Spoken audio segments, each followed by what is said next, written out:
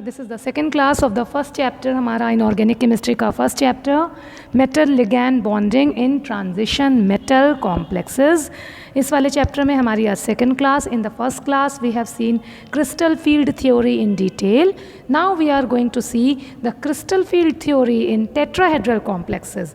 उस वाली क्लास में हम लोगों ने क्या देखा था कि when transition element, when transition metal forms the complex, the bonding between central metal ion and ligand is explained by the crystal field theory. Metal ion और लिगैंड के बीच में जो बॉन्डिंग बनी, कैसे बनी, कौन सा इंटरेक्शन हुआ, ये किस थ्योरी ने एक्सप्लेन किया था?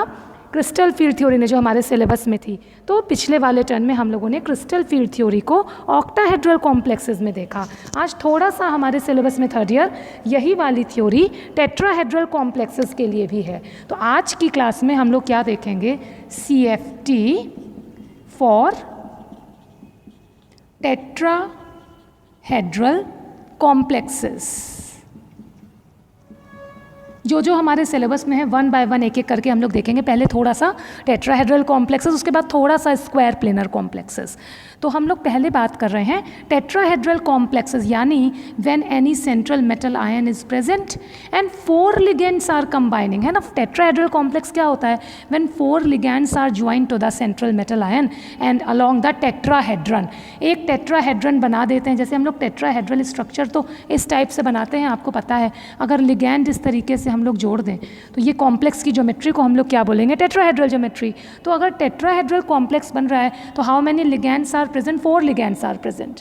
तो इसमें 4 लिगेंड्स होते हैं हमारे। तो जब इसके बारे में हम लोग स्टडी करेंगे तो देखिए, इस समय जब कॉम्प्लेक्स बनता है तो हम लोगों को बस क्या याद रखना है कि सेंट्रल मेटल आयन बैठा है, कौन सा लिगैंड एक्सिस पे आ रहा है, कौन सा लिगैंड एक्सिस के बीच में आ रहा है। लिगैंड एक्सिस पे आएगा तो जो ऑर्बिटल एक्सिस पे है, हम लोग पढ़ चुके हैं डी ऑर्बिटल में, उनमें और उनमें ज़्यादा रिपल्शन होगा। और जो एक्सिस के बीच में लिगैंड हमारे ऑर्बिटल हैं और लिगैंड हमारा अगर दूर है तो लिगैंड और ऑर्बिटल में कम रिपल्शन होगा। ये सारी बात हम लोग ऑक्टाहेड्रल वाले में कर चुके हैं। तो जो बात आप लोग को बताना चाहती हूँ मैं वो ये है कि जब टेट्राहेड्रल कॉम्प्लेक्स बनता है ना, तो कोई भी लिगैंड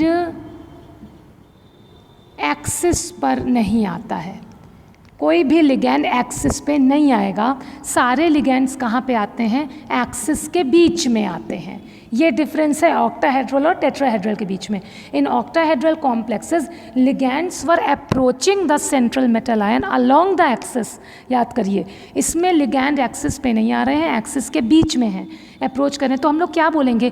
कोई भी डी ऑर्बिटल लिगैंड के डायरेक्टली कॉन्टैक्ट में नहीं है, लेकिन जो लिगैंड्स के जो डी ऑर्बिटल एक्सिस के बीच में है वो लिगैंड के थोड़ा ज़्यादा पास है। देखिए, मैं इस लाइन को लिखती हूँ। इसमें मैं क्या एक लाइन लिखने जा रही हूँ, देखिएगा।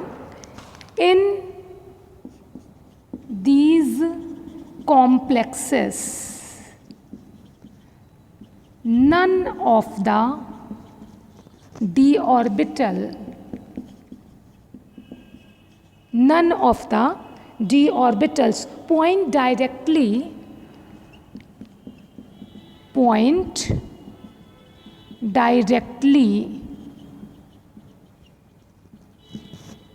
towards the ligand। ठीक है ना? None of the d orbitals point directly towards the ligands। However, लेकिन वे जो एक्सिस के जो बीच वाले होते हैं ना, DXY, DYZ एंड DZX, ये यहीं पे आ रहा है, लिगैंड एक्सिस के बीच में आ रहा है। तो इनमें और लिगैंड में ज़्यादा रिपल्शन होगा, तो ये इनकी एनर्जी ज़्यादा हो जाएगी। However T2G orbitals are closer. ये क्या है हमारे? T2G। These orbitals are closer to ligands than EG orbitals। Than EG orbitals. देखिए बात समझिएगा कि जब टेट्राहेड्रल कॉम्प्लेक्सेस बनते हैं, इस चीज़ को आप दिमाग में इमेजिन कर लीजिए, तो जो लिगैंड्स हैं वो एक्सिस पे तो आ नहीं रहे हैं, कहाँ आ रहे हैं, एक्सिस के बीच में आ रहे हैं। तो जो ऑर्बिटल्स हमारे एक्सिस के बीच वाले हैं, माना कि लिगैंड सीधे इनके सामने नहीं है, लिगैंड आ रहे हैं, कोई ज़रूरी थोड़ी है कि हमारे ऑर्बिटल इनके ठीक सामने हो, अरे अगल बगल में भी हो सकते हैं, तो डायरेक्ट कॉन्टैक्ट में तो नहीं है, लेकिन तो भी जो एक्सिस के बीच वाले ऑर्बिटल हैं वो लिगैंड के ज़्यादा क्लोज हैं in comparison to those orbitals which are present along the axis. तो इस वाले केस में T2G वाले जो ऑर्बिटल हैं वो लिगैंड के ज़्यादा क्लोज हैं, तो उनमें और लिगैंड में ज़्यादा रिपल्शन होगा, इस वजह से उनकी एनर्जी बढ़ जाएगी। कितनी बढ़ जाएगी? जितनी ऑक्टाहेड्रल में कम हुई थी उतनी ही, क्योंकि वो नॉर्मल वैल्यू तो वही रहेगी, आपस में जो वैल्यू का डिस्ट्रीब्यूशन था जो एनर्जी का, उसमें इनमें T2G वाले और लिगैंड में ज़्यादा रिपल्शन है, क्योंकि लिगैंड इन्हीं के आसपास हैं, तो ज़्यादा रिपल्शन है, तो इनकी एनर्जी बढ़ जाएगी। कितनी बढ़ेगी? जितनी उसमें कम हुई थी। तो यहाँ पे एक पॉइंट और लिखेंगे हम लोग, यहाँ पे जैसे ये 2 लाइंस लिखी तो आगे एक पॉइंट और ऐड करेंगे। देयरफॉर लिखते चलिए, आप लोग साथ साथ लिख सकते हैं। Therefore the energy of T2G orbitals is higher than energy of EG orbitals. Therefore, the energy of T2G orbitals are higher than energy of EG orbitals. बस आप समझ गए कि क्यों उनकी एनर्जी ज़्यादा है, क्योंकि यहाँ पर T2G और लिगैंड के बीच में ज़्यादा रिपल्शन है, क्योंकि लिगैंड्स वहीं पर हैं, आसपास हैं, EG से वो बहुत दूर हैं। ठीक है, तो यहाँ पर इस तरीके का केस हो जाएगा हमारा। तो अब इस समय अगर हम लोग देखें तो जो D की जो स्प्लिटिंग है उसमें हम लोग क्या दिखाएंगे कि जैसे ये हमारा नॉर्मल है, तो इसमें EG की लोअर है और T2G की हायर है। कितनी हायर है? मैंने बोला जितनी वहाँ पर कम थी। तो ये जो वैल्यू है हमारी, ये क्या है 4DQ, और ये वाली जो वैल्यू है ये क्या हो जाएगी 6DQ, यानी जो कम हो रहा है वो 6DQ कम हो रहा है और जो इंक्रीज़ हो रहा है वो 4DQ इंक्रीज़ हो रहा है। देखिएगा इस तरीके से आपको दिखाई देगा। ठीक है, तो ये चीज़ है हमारे टेट्राहेड्रल कॉम्प्लेक्सेस में। अब इसके बाद हम लोग क्या बात करेंगे? हम लोग फिलिंग ऑफ इलेक्ट्रॉन्स की बात करेंगे इन टेट्राहेड्रल कॉम्प्लेक्सेस। तो फिलिंग ऑफ इलेक्ट्रॉन बिल्कुल उसी तरीके से होगा। मैं इसको रफ कर रही हूँ, अब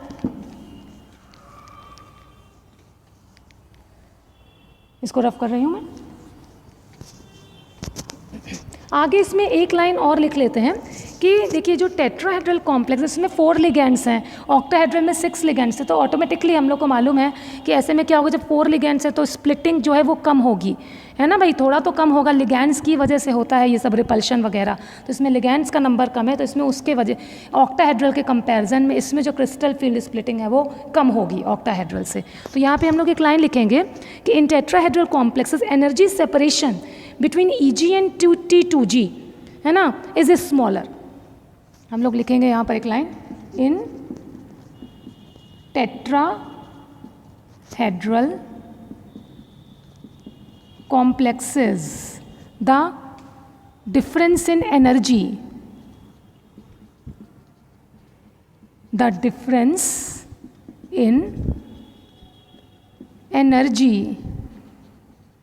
between T2G and EG orbitals is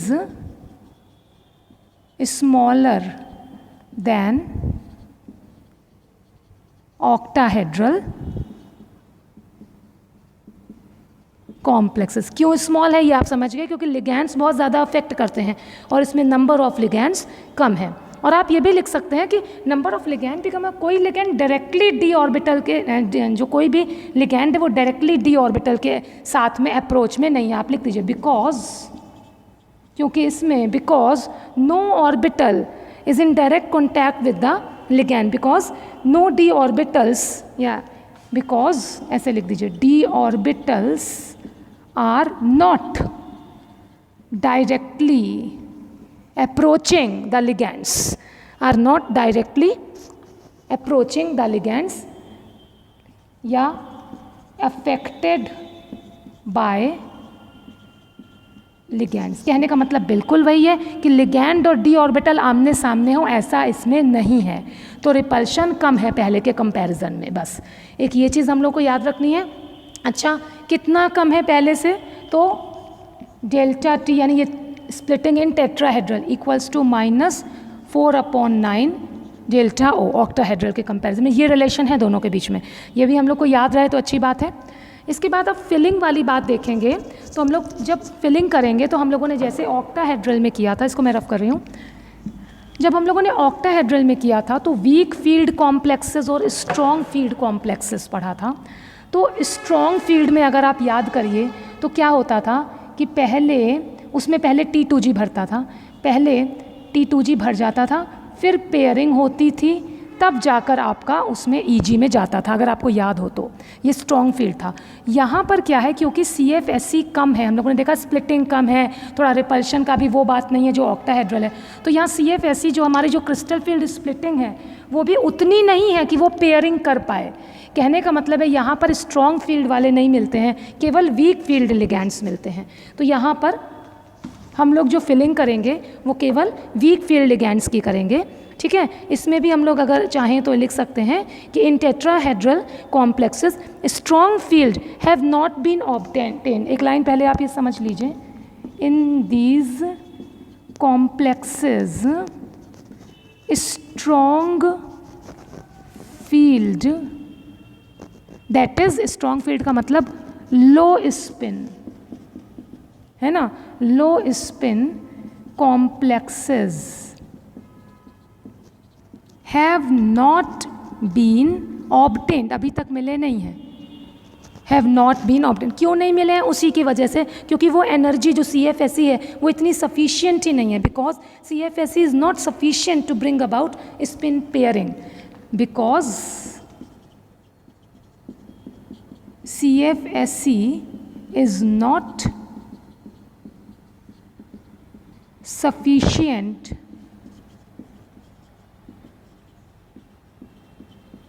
to bring about pairing। ठीक है, इतनी एनर्जी नहीं है कि वो पेयरिंग होती, यानी क्या होगा, पहले सब में अनपेयर्ड जाएंगे, जब पूरा पांचों ऑर्बिटल में अनपेयर्ड फेल हो जाएंगे तब पेयरिंग स्टार्ट हो जाएगी। ठीक है, तो यानी ये केस कब होता है हमारा, कब होता है, वीक फील्ड में होता है। तो स्ट्रॉन्ग फील्ड वाले नहीं मिलते हैं, तो हम लोग कौन सा केस देखेंगे, वीक फील्ड देखेंगे। चलिए अब इलेक्ट्रॉनों की फिलिंग की बात करते हैं। Filling of electrons in weak field, weak field complexes. All right, weak field complexes. चलिए मैं नीचे लिख देती हूँ थोड़ा।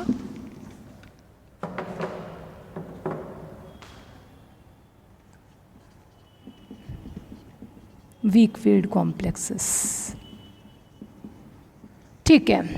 अब क्या होगा, तो चलिए बात करते हैं। सबसे पहले हम लोग इसमें पहले किस में जाएंगे, जिसकी एनर्जी कम है। किसकी एनर्जी कम है, EG की एनर्जी कम है, तो पहले EG में जाएंगे। तो स्टार्ट करेंगे हम लोग, तो हम लोग यहाँ पर लिख लें EG में कितने ऑर्बिटल्स हैं हमारे, 2 हैं। उसके बाद बात कर लें T2G में कितने हैं हमारे, 3 ऑर्बिटल्स हैं। और फिर यहाँ क्या लिख लें, CFSE crystal field stabilising energy. तो अगर D1 की बात की जाए तो सबसे पहले 1 इलेक्ट्रॉन हमारा हो गया। 1 इलेक्ट्रॉन है तो हमको मालूम है यहाँ पर इसके कितनी वैल्यू कम हुई है, 6dq, तो दिस इज़ -6dq।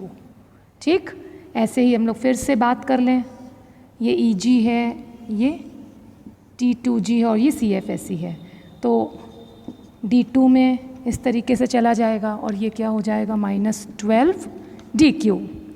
इसी तरीके से आप एक लाइन में ही रखिएगा, इसको एक ही बराबर रखिएगा। हाँ, यहाँ पे क्या हो जाएगा, D3 है तो 1, आप नॉर्मल इलेक्ट्रॉन भी बना सकते हैं, 1 2, और अब क्या है, ये 3 है। ये वीक फील्ड लिगैंड्स हैं, तो वीक फील्ड में यहाँ पे क्योंकि पेयरिंग के लिए सफिशिएंट एनर्जी नहीं है तो पेयरिंग अभी नहीं होगी, इधर चला गया। तो अब क्या होगा, -6 -12 +4 यानी कि -8dq। इसी तरीके से हम लोग बाकी भी बनाते चले जाएंगे। D4 हो जाएगा हमारा 1 2 3 और 4। अब आप समझ रहे होंगे अच्छे से क्या हो जाएगा, ये -12 + 8 यानी -4 DQ। तो D4 के लिए आप लोग की वैल्यू क्या आ गई, -4 DQ। ऐसे ही D5 बना सकते हैं हम लोग।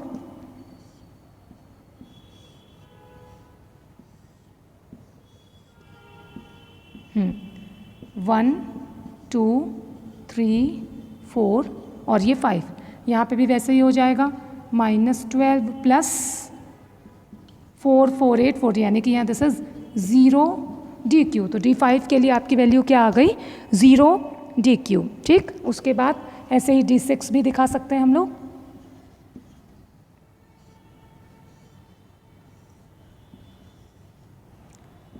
वन 2 3 4 5। अब क्या होगा, अब कोई ऑप्शन नहीं, कहीं जा ही नहीं सकता, तो अब जाकर पेयरिंग स्टार्ट हो जाएगी। तो यहाँ पर पेयर्ड इलेक्ट्रॉन हो जाएगा और आपका यहाँ पे देखिए EG में पेयरिंग हो गई। तो अब यहाँ पर -6 वैल्यू थी, तो दिस इज़ -18 + 12, तो यानी कि ये हो गया -6 DQ + P भी आप लिख सकते हैं, पेयरिंग एनर्जी।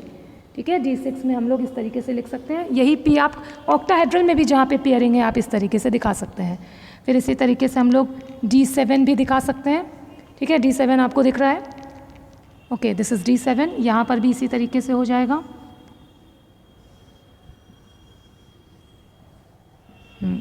1 2, पहले सब में अनपेयर इलेक्ट्रॉन्स हम लोग फिल कर लेंगे, 3 4 5 6 7। तो -6 वाले कितने हैं, 4, तो -24 + 12 यानी this is -12 DQ + 2P। 2 pairing energy हमारी ये हो गई। बहुत ही सिंपल, अब आप समझ गए होंगे और आप आगे कर भी लेंगे, लेकिन चलिए आपको बता देते हैं। D7 के बाद अगर हम लोग D8, चलिए ऊपर ही देख लेते हैं। D8 की बात करें तो 1 2 3 4 5 6 7 और अब यहाँ पर 8, इस तरीके से D8 होगा हमारा। तो 1 2 3 4 -24 + 16। अब आप इसको काउंट करके देख सकते हैं कि D8 में हमारी क्या वैल्यू आ जाएगी, ये हो जाएगा -8 DQ + 3 pairing energy, 3 paired electrons. ठीक है, 3 लिख दिया आपने। उसके बाद वो पेयरिंग एनर्जी को शो कर रहा है। फिर ऐसे ही D9 में भी 1 2 3 4 5 6 7 8 9, तो ये भी हो जाएगा -24 + 5 है तो +20 यानी -4 DQ + 4P। लास्ट में हमारा D10,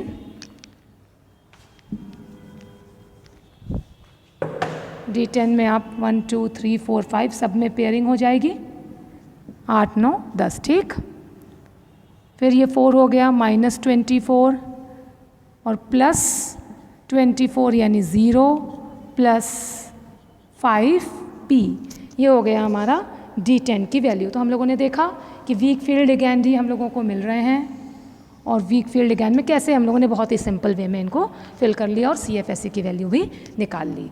तो ये हमारा क्या था, ये टेट्राहेड्रल कॉम्प्लेक्सेस के लिए था। इसमें क्या था, इसमें स्प्लिटिंग कम है क्योंकि इसमें लिगैंड्स का नंबर कम है और लिगैंड्स डायरेक्टली हमारे जो हैं d ऑर्बिटल और लिगैंड डायरेक्टली एक दूसरे के कॉन्टैक्ट में भी नहीं है। ठीक है, इस वजह से इसमें स्प्लिटिंग थोड़ी कम है। कितनी कम है ये रिलेशन देखा। उसके बाद इसमें केवल ये वीक वाले मिल रहे हैं, स्ट्रॉन्ग वाले नहीं मिल रहे हैं। स्ट्रॉन्ग वाले में क्या होता था, पहले पेयरिंग होती है तो इसमें उतनी क्रिस्टल फील्ड स्प्लिटिंग एनर्जी उतनी नहीं है कि वो पेयरिंग कर सके, तो पहले अनपेयर्ड भर जाते हैं तब उसके बाद पेयरिंग होती है। तो ये दोनों बातें याद रखिएगा। तो ये हमारा टेट्राहेड्रल कॉम्प्लेक्सेस था। इसके बाद हमारे सिलेबस में थोड़ा सा स्क्वायर प्लेनर कॉम्प्लेक्सेस के बारे में भी है। तो स्क्वायर प्लेनर कॉम्प्लेक्सेस भी कौन से होते हैं, the complexes in which again 4 ligands are present. उनकी ज्योमेट्री अलग होती है। उसमें क्या होता है कि बस हम लोग को इतना याद रखना है कि जब लिगेंड्स आ रहे हैं तो Z ऑर्बिटल से वो बहुत दूर हैं। तो z ऑर्बिटल उसमें बहुत ज़्यादा स्टेबल होता है स्क्वायर प्लेनर कॉम्प्लेक्सेस में। अब z वाले तो कई सारे होते हैं, dxz, dyz, dz स्क्वायर, तो जिसमें भी z है वो वाले क्या है, बहुत स्टेबल है, और उसमें भी dxz और dyz ज़्यादा स्टेबल है। तो बस खाली हमको एक एनर्जी सीक्वेंस याद रखना है उसमें स्क्वायर प्लेनर कॉम्प्लेक्सेस में। चलिए उसकी बात करते हैं, सॉरी इसको रफ कर देते हैं यहाँ से, ठीक है, इसको रफ कर देते हैं, आगे की बात करते हैं।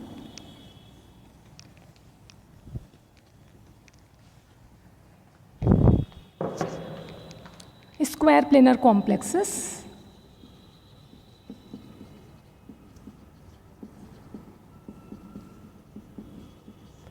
तो इसमें आपको मैंने बताया कि जो हमारे z वाले हैं वो बहुत स्टेबल हैं, वो बहुत दूर हैं, उसमें से भी हमारे dxy और dyz ज़्यादा स्टेबल होते हैं। तो इसमें हम लोग लिख सकते हैं कि इन सम कॉम्प्लेक्सेस, इसमें हम लोग चाहें तो ये चीज़ लिख सकते हैं कि इन सम कॉम्प्लेक्सेस द dz ऑर्बिटल, मतलब ये जो z वाले जो होते हैं dz square orbital becomes more stable than, अब दूसरे हमारे z वाले कौन से हैं आप समझ ही रहे होंगे, एक xz है, एक yz है, xz and dyz, ठीक है। कुछ में इस तरीके से हो जाता है कि dz स्क्वायर ज़्यादा स्टेबल हो जाता है, और कुछ में हमारे and in other complexes dxz and dyz are more stable. z वाले ज़्यादा स्टेबल हैं, किसी में वो ज़्यादा स्टेबल है, किसी में ये ज़्यादा स्टेबल है। तो हम लोग को जो नॉर्मल वाला एक सीक्वेंस है z वाले ज़्यादा स्टेबल हैं, तो जो ज़्यादातर हमें प्रेजेंट दिखता है उसके सीक्वेंस की बात कर लेते हैं। ज़्यादा वाला जो है उसमें हम लोग सबसे पहले जो सबसे ज़्यादा स्टेबल है, तो आप यहाँ पर लिख लीजिए dxz कॉमा dyz, ये दोनों हमारा क्या हो जाएंगे, स्टेबल है। चलिए एनर्जी के सीक्वेंस में पढ़ लेते हैं। तो स्टेबल है, सबसे कम एनर्जी हम लोग स्टेबिलिटी के टर्म में क्यों पढ़ें, हम लोग एनर्जी के टर्म में जैसे पढ़ते आए वो पढ़ेंगे। सबसे ज़्यादा स्टेबल, उसके बाद dz स्क्वायर, ये हो गया। इसके बाद वो जो बाकी वाले हैं, कौन वाले हैं, xy वाले,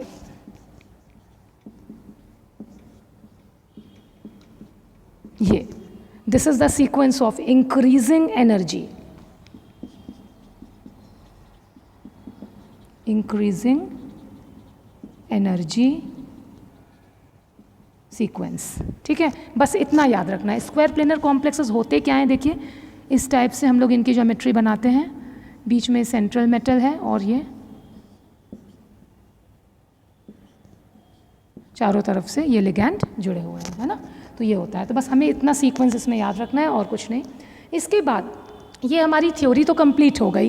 फिर लास्ट में हम लोग ज़रा बात कर लें थोड़ी देर के लिए कि CFT उसको कौन कौन से फैक्टर्स अफेक्ट करते हैं, factors affecting crystal field theory. तो देखिए हम लोगों को क्या समझ में आया कि कौन कौन से फैक्टर्स अफेक्ट करते हैं। अगर हम यहाँ पे बात करें factors affecting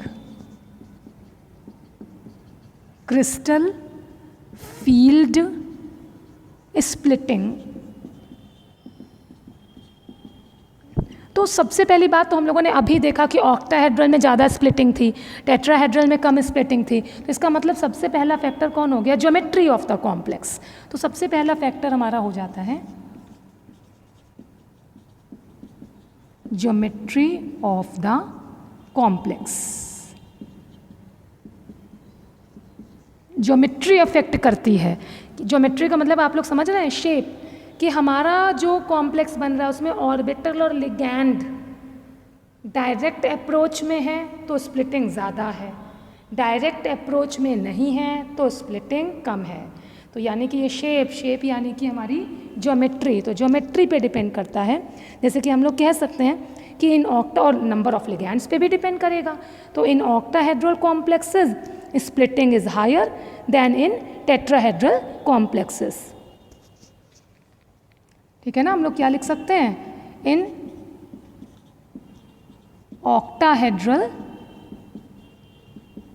complexes splitting is higher, splitting ज़्यादा है यानी कि स्प्लिटिंग एनर्जी ज़्यादा है, ठीक है। उसके बाद इसमें कितने का अंतर हो जाए, फील्ड स्ट्रेंथ ज़्यादा है, 33% decrease in field strength. Field strength decreases in tetrahedral complexes by 33%। उसमें इतनी कम हो जाती है उसकी ज्योमेट्री, और उसमें केवल 4 लिगैंड्स हैं, ठीक है। तो फर्स्टली हमारा कौन सा फैक्टर अफेक्ट कर रहा है, ज्योमेट्री।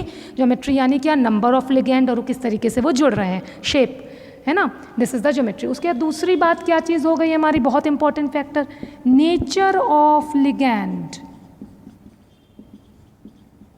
बहुत इंपॉर्टेंट फैक्टर हमारा nature of ligand. Nature of ligand का मतलब क्या हुआ, जो लिगैंड स्ट्रॉन्ग है वो ज़्यादा स्प्लिटिंग क्रिएट कर देते हैं। तो हम लोग यहाँ लिख सकते हैं strong ligands produce more splitting, produce higher splitting, कुछ भी लिख सकते हैं, प्रोड्यूस मोर स्प्लिटिंग। अब आपको एक सीक्वेंस देने जा रही हूँ, कौन लिगैंड स्ट्रॉन्ग है, कौन लिगैंड वीक है। तो एक सीक्वेंस लिखेंगे, बहुत ही इंपॉर्टेंट सीक्वेंस है, उसको मैं ऊपर की साइड लिखूंगी, ऊपर का रफ कर रही हूँ, ये वाला पॉइंट मैं रफ कर रही हूँ, यहाँ पे लिखूंगी। हाँ, ज़रा लिखिएगा, लोअर से हायर पे जाएंगे हम लोग इंक्रीजिंग ऑर्डर लिखेंगे, ठीक है, increasing order of field strength. सबसे पहले I माइनस, उसके बाद अब हम उसके आगे बढ़ेंगे, उसके ज़्यादा स्ट्रॉन्ग पे, दिस इज I माइनस, मैं बोलती भी जा रही हूँ। Then Br minus, bromide ion, iodide ion, then bromide ion, then sulphide ion, right, I minus, Br minus, sulphide ion, thiocyanate ion लगाना चाहें तो थायोसाइनेट आयन भी लगा सकते हैं। उसके बाद chloride ion, Cn minus, then chloride ion, उसके बाद नाइट्रेट, देन फ्लोराइड, फ्लोराइड के बाद OH माइनस, OH माइनस के बाद हमारा वाटर, देन NCS, आइसोथायोसाइनेट, उसको भी अटैच कर सकते हैं इसमें हम लोग, देन अमोनिया, ठीक है, और उसके बाद EN, इथाइलिन, इथाइलिन के बाद हमारा डाईपिरिडीन, ये भी कभी कभी लिगैंड का काम करता है। फिर NO2 minus, then cyanide ion, और लास्ट में हमारा कार्बोनाइल ग्रुप, C O। तो हमारा ये increasing order of ligand strength है ना, लिगैंड जो है वो वीक से स्ट्रॉन्ग हो रहा है, increasing order of ligand strength, ligand weak से स्ट्रॉन्ग हो रहा है, याद रखिए इंक्रीजिंग ऑर्डर है ये, ठीक, आपको बता दिया। उसके बाद मुझे एक पॉइंट और लिखना है, तो यानी हमारा सबसे स्ट्रॉन्ग कौन सा हो गया, ये दोनों जो हैं ये हमेशा स्ट्रॉन्ग लिगैंड्स में आते हैं, और ये शुरुआत वाले, बाकी ये सारे वीक की कैटेगरी में आ जाते हैं। Ammonia, water, all are weak, strong में ये दोनों आते हैं। ये जो सीरीज़ है, this series is called spectrochemical series, ठीक है, this series is known as spectrochemical series. ये क्वेश्चन बड़ा इंपॉर्टेंट है, what is spectrochemical series, third year में ये क्वेश्चन बहुत आता है, व्हाट इज स्पेक्ट्रोकेमिकल सीरीज। तो आप क्या बोलेंगे, when ligands are arranged according to increasing और decreasing power of their strength, the series which is obtained is called spectrochemical series. और हम लोग by the series we get the information of the related to the ligand, which ligand is stronger and which ligand is weaker. तो ये series अगर हम लोग याद कर लें तो बहुत अच्छा रहे हमारे लिए, ठीक है। तो ये सेकेंड फैक्टर हो गया। हमारा फर्स्ट फैक्टर क्या था जो क्रिस्टल फील्ड स्प्लिटिंग को अफेक्ट कर रहा था, that was geometry of the complex. Second factor is nature of ligand. Third factor एक और देख सकते हैं, charge on the metal ion. एक और छोटा सा फैक्टर देख सकते हैं, charge on the metal ion. हमें पता है जितना ज़्यादा चार्ज होगा, higher the charge, higher the charge, greater is the splitting, है ना। चार्ज जितना ज़्यादा होगा, मतलब +2 है, +3 है, तो +3 इज़ हायर देन +2। चार्ज जितना ज़्यादा तो लिगैंड उतना ही ज़्यादा अट्रैक्शन, पॉजिटिव और नेगेटिव इलेक्ट्रॉन्स के बीच जितना ज़्यादा अट्रैक्शन तो साइमल्टेनियस रिपल्शन उतना ही ज़्यादा और उतनी ही ज़्यादा स्प्लिटिंग। तो चार्ज जितना ज़्यादा होगा स्प्लिटिंग उतनी ही ज़्यादा होगी। तो these are the main factors which affect the crystal field splitting. इसके बाद लास्ट में हमने देखा CFT ने हमको बहुत इंपॉर्टेंट बातें बताई, तो कुछ एप्लीकेशंस की बात कर लेते हैं लास्ट में। Applications of crystal field theory.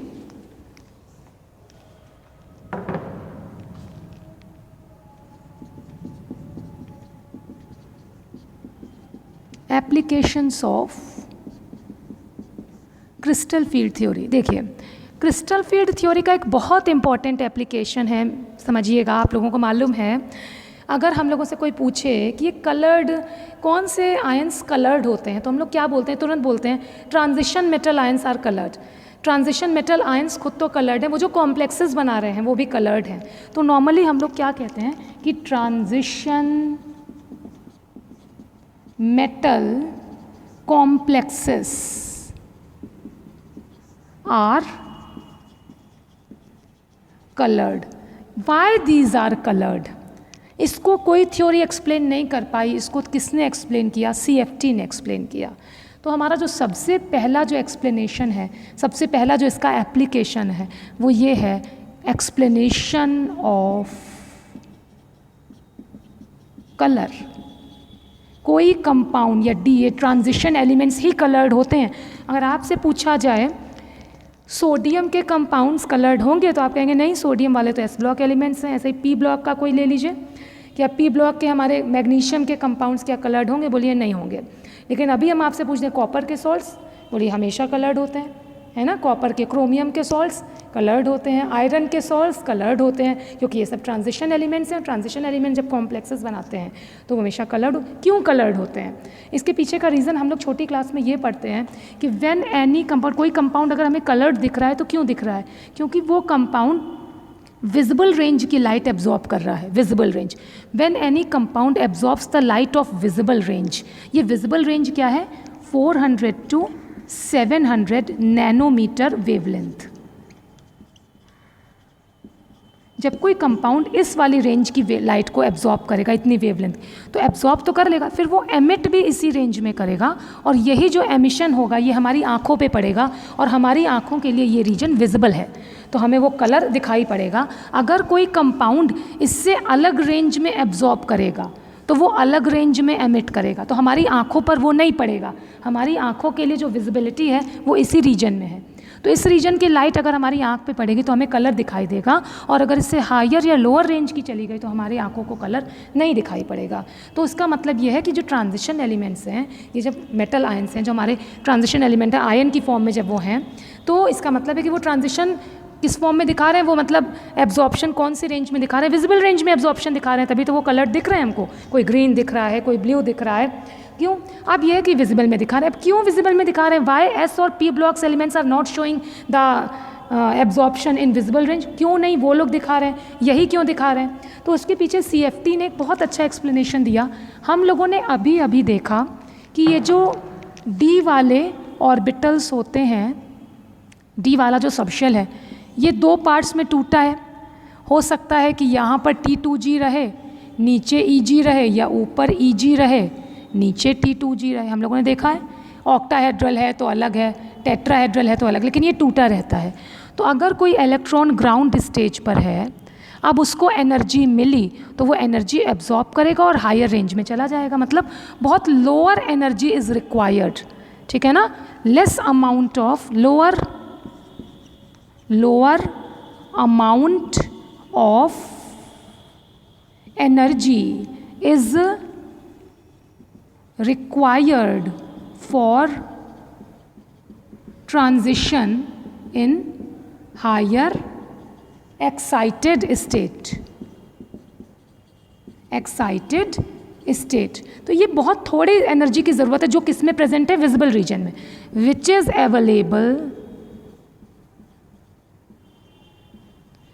Available in visible reason.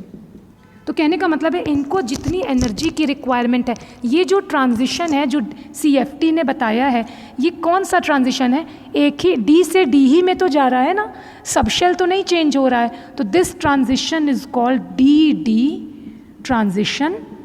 And in this DD transition subshell is not changed, है ना, एक ही सबशेल के अंदर है. तो बहुत ही lower amount of energy is required which is available in visible region. अभी कोई हायर एनर्जी होती तो वो विजिबल से बाहर चला जाता.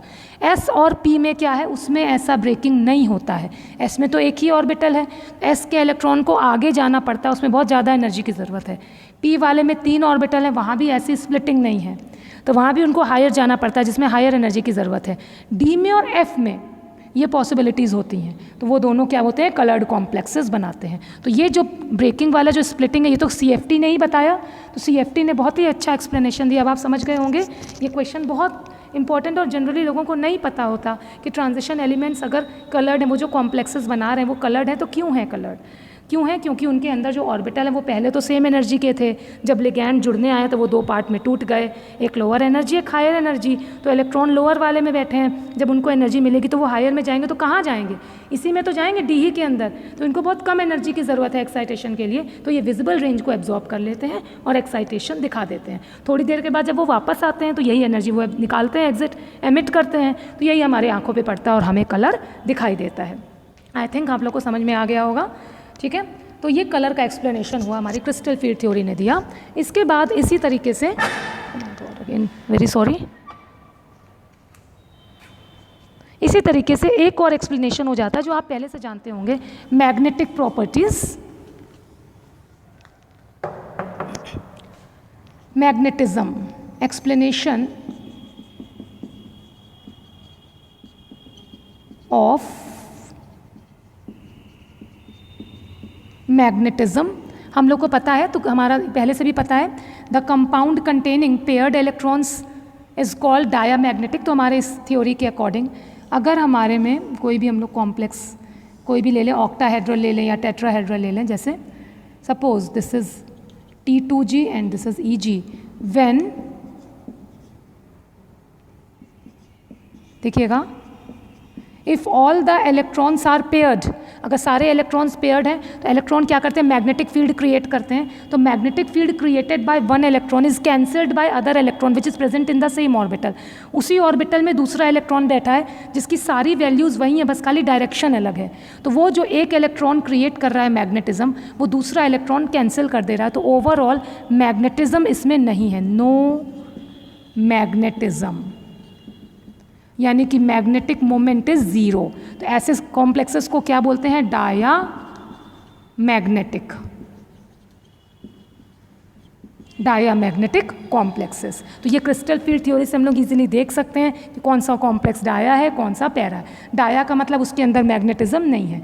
एंड इफ वन और मोर इलेक्ट्रॉन्स आर अनपेयर्ड, मान लीजिए बाकी तो पेयर्ड हैं लेकिन कुछ ऐसे हैं जो पेयर्ड नहीं है, तो मतलब क्या, जो ये फील्ड क्रिएट कर रहे हैं उसको कैंसिल करने वाला कोई नहीं है. मतलब इसके अंदर मैग्नेटिक फील्ड है क्योंकि कैंसिल नहीं हो रही है, तो मैग्नेटिक फील्ड है, तो यानी मैग्नेटिज्म है, यानी इसका कुछ ना कुछ मैग्नेटिक मोमेंट है.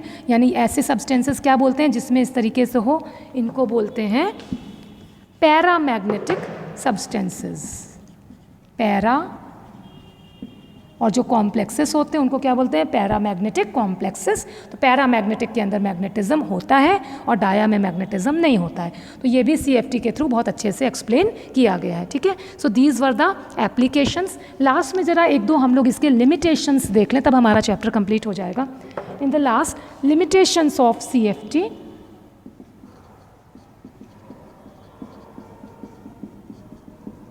Limitations of crystal field theory. क्या लिमिटेशंस हैं इसके? पहली बात तो अकॉर्डिंग टू दिस थ्योरी, वैसे ये थ्योरी बहुत अच्छी प्रूफ हुई लेकिन कुछ तो होते ही हैं। According to this theory the bonding between central metal and ligand is purely ionic। इसमें केवल आयनिक कंसेप्ट को बताया गया। Partial covalent character, partial covalent character is not considered।